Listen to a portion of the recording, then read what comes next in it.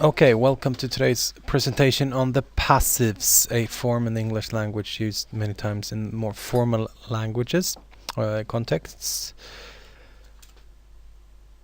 We begin with the formula, how we construct the passive form, and first of all we need the appropriate tense or form depending on the situation of the verb to be, followed by the past participle of the main verb. So, for example, we should have been told earlier. So you have the appropriate form of the verb to be, which is have been, and the past participle of the main verb tell, which is told.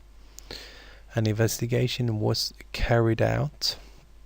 The same here. The appropriate form of the verb to be is was, followed by the past participle of the main verb, which is carry, and in this context, carried. On regular, usually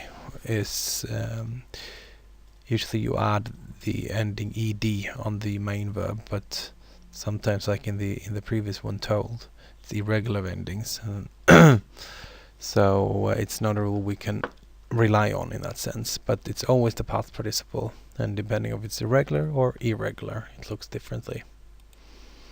She is considered a heroine. Is would then be the appropriate form to be, followed by the past participle of the main verb consider, and in this case you add an ed. And they had been arrested by the police. Also, had been would be the appropriate form or the tense of the verb to be, followed by arrested, the past participle of the main verb. So all of these four forms illustrate how the passive works and how it looks like. Important to remember is that the appropriate tense or form of the verb to be basically means that you need to have it in the correct tense or form. And something to remember is that the agent is not always required. If it's used, the preposition by need to be applied here, and I'll explain more in detail what it means, what the agent is basically. But he was hit by the driver. There we have by the driver. We tell who hit him, so to speak. I'm going to show you a normal active phrase. Everyone likes Mary. Very simple, very basic. Where we have the word everyone is the subject of the phrase, likes is the verb, and Mary is the object. In a passive phrase, the grammatical construction is reversed. So you have Mary, which was the object of the active phrase. It's it's actually called the inverted subject, but there's actually no such thing as a subject in a passive phrase. But and then followed by the verb phrase, which is the verb to be, followed by the past participle of like, and then, if necessary, by everyone, which is the agent. Mary is liked by everyone. That's the construction. If you compare that to the active phrase, you see that Mary is in the beginning of the phrase, in as opposed to at the end. Most importantly is that the agent by everyone is added at the end, which is usually the subject of an active phrase.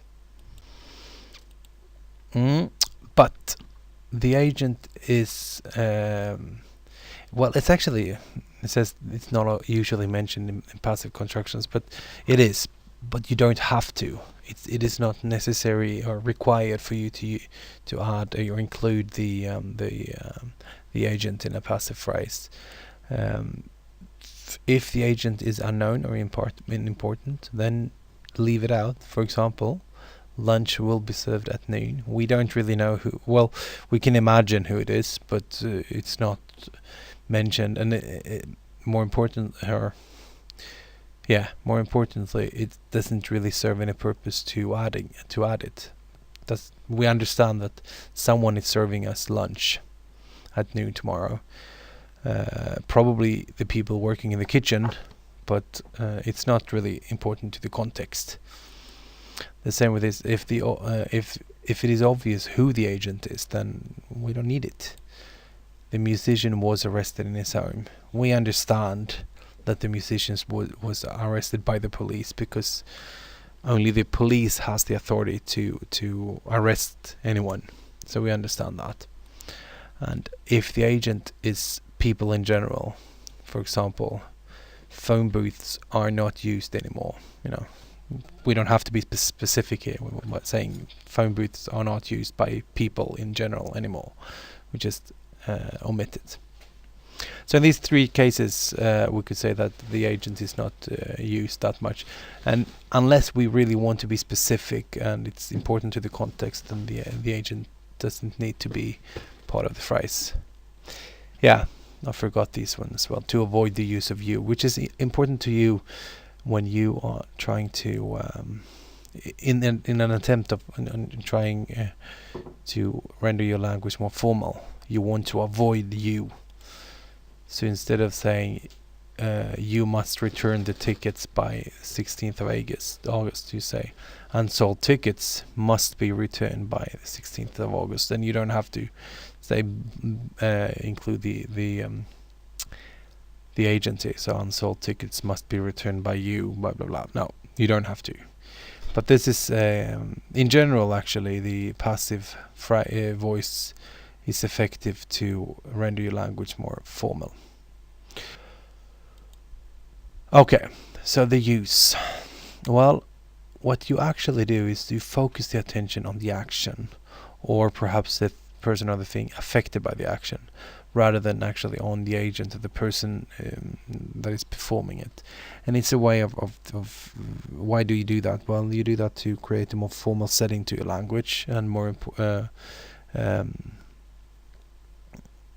that's basically why we use it. And there's one more, another type of usage of the passive voice I would like to bring up here today. The infinitive or the perfect infinitive with the word to can also be used, but they need to be certain verbs, and they usually express like a generalized opinions or even facts. So for example, the verb allege, believe, consider, estimate, expect, know, report, think, say, understand, be rumored, or be reputed. So for example, she is expected to make a statement today. Then you add the construction to make here, but is expected is the passive construction. It's the same here. Many people were estimated to have been killed. You have another construction here, so two passive forms in one of the same as construction. Many people were estimated and to have been is also that's the other part of the passive voice, which consists of the verb to be followed by have been followed by the past participle of the verb kill. And two more things I would like to bring up. The same structure can be used for events which are outside the speaker's control. Something like this: I had my passport stolen at the airport. So it's not actually me stealing it, or it was stolen by someone, but instead of saying it was stolen, you say I had my passport stolen at the airport. And it is outside the speaker's control, but I'm kind of intending that I left it and then someone took it. So it's partly my fault. The verb get, we want to avoid that, but in informal contexts, so not formal contexts, it provides an alternative to the verb to be in passive sentences. So instead of writing "we were beaten in the semifinals," in informal situations we say "we got beaten." Very important for you to know is that the verb got is something we want to avoid in any situations, also in any grammatical situations. But in the writing, we want to keep formal. That's why that's a type of verb we use more often and more commonly in informal settings. I think this